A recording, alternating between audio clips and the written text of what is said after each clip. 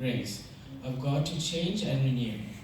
He is most commonly known in the Bible for his cunning and deceitful ways, especially towards his twin brother Esau. However, after losing to God in a wrestling match, Jacob received God's blessing and a new name called Israel. Interesting facts about Jacob. Jacob's grandfather was Abraham, who was known as the father of the faithful, as quoted in Genesis 12, verse 1 to 3. Jacob and his twin Esau were complete opposites of each other. Whereas Esau was comfortable in the outdoors hunting, Jacob was content to stay at home. Even in appearance, Jacob and the two young men were different. Though Jacob was a trickster, God did bless him throughout his life. While Jacob was traveling towards Haran, he laid down to sleep in the desert and dreamt of a staircase that extended up to heaven, on which angels ascended and descended.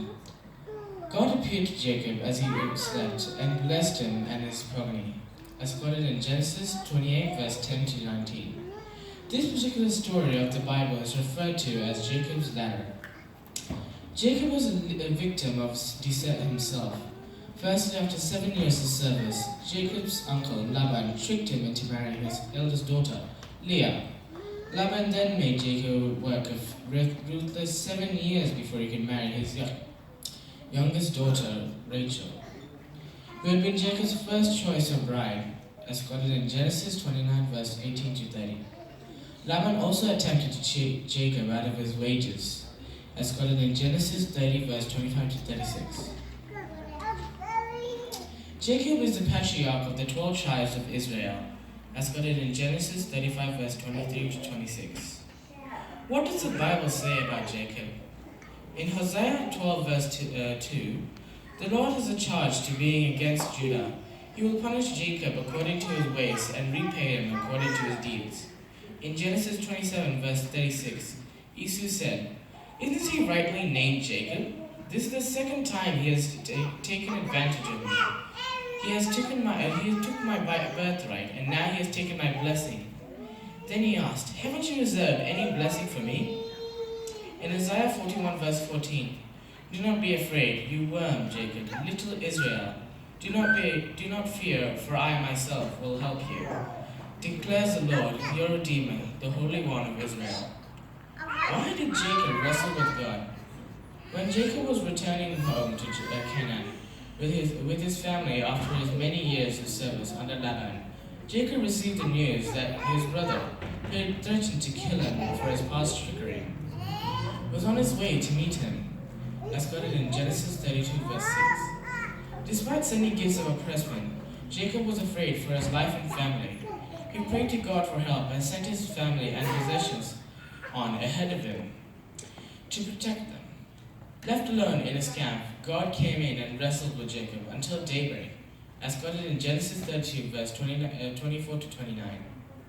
Jacob's struggle with God is symbolic of his struggle with his inner self.